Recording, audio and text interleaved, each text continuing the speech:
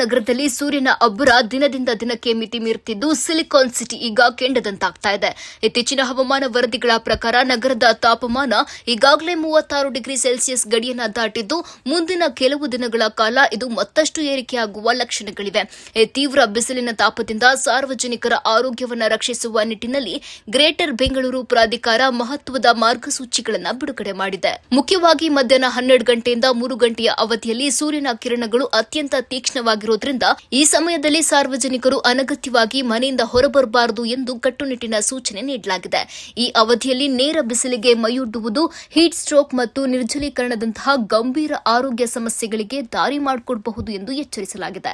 ಬಿಸಿಲಿನ ತಾಪದಿಂದ ರಕ್ಷಣೆ ಪಡೆಯಲು ಸಾರ್ವಜನಿಕರು ಕೆಲವು ಮುನ್ನೆಚ್ಚರಿಕೆಗಳನ್ನು ಪಾಲಿಸುವುದು ಅನಿವಾರ್ಯವಾಗಿದೆ. ಬಾಯಾರಿಕೆ ಆಗದಿದ್ರೂ ಸಹ ನಿಯಮಿತವಾಗಿ ನೀರು ಕುಡಿಯುವುದು ಮತ್ತು ಎಳನೀರು, ಮಜ್ಜಿಗೆಯಂತಹ ನೈಸರ್ಗಿಕ ಪಾನೀಯಗಳನ್ನು ಸೇವಿಸುವುದು ದೇಹದ ತಾಪಮಾನವನ್ನು ಸಮತೋಲನದಲ್ಲಿಡಲು ಸಹಾಯ ಮಾಡುತ್ತದೆ. ಮನೆಯಿಂದ ಹೊರಬರುವ ಅನಿವಾರ್ಯತೆ ಇದ್ದಲ್ಲಿ ಸಡಿಲವಾದ ಹತ್ತಿ ಬಟ್ಟೆಗಳನ್ನು ಧರಿಸಬೇಕು ಮತ್ತು ಛತ್ರಿ ಅಥವಾ ಟೋಪಿಯನ್ನು ಕಡ್ಡಾಯವಾಗಿ ಬಳಸಬೇಕು. ವಿಶೇಷವಾಗಿ ಹಿರಿಯ ನಾಗರಿಕರು, ಮಕ್ಕಳು ಮತ್ತು ಗರ್ಭಿಣಿಯರು ಹೆಚ್ಚಿನ ಕಾಳಜಿ ವಹಿಸಬೇಕು. ಹಾಗೆಯೇ ವಾಹನಗಳ ಒಳಗೆ ಮಕ್ಕಳನ್ನ ಅಥವಾ ಸಾಕು ಪ್ರಾಣಿಗಳನ್ನು ಬಿಟ್ಟು ಹೋಗುವುದನ್ನು ಸಂಪೂರ್ಣವಾಗಿ ನಿಷೇಧಿಸಲಾಗಿದೆ. ಹೊರಾಂಗಣದಲ್ಲಿ ಕೆಲಸ ಮಾಡುವ ಕಾರ್ಮಿಕರ ಹಿತದೃಷ್ಟಿಯಿಂದ ಜಿಬಿಎ ವಿಶೇಷ ಕಾಳಜಿ ವಹಿಸಿದೆ. ಗುತ್ತಿಗೆದಾರರು ಮತ್ತು ಉದ್ಯೋಗದಾತರು ಮಧ್ಯಾಹ್ನದ ಅತಿ ಹೆಚ್ಚಿನ ಬಿಸಿಲಿನ ಅವಧಿಯಲ್ಲಿ ಕಾರ್ಮಿಕರಿಗೆ ವಿಶ್ರಾಂತಿ ನೀಡಬೇಕು ಅಥವಾ ಕೆಲಸದ ಸಮಯವನ್ನು ಬದಲಾಯಿಸಿಕೊಳ್ಳಬೇಕು ಎಂದು ತಿಳಿಸಲಾಗಿದೆ.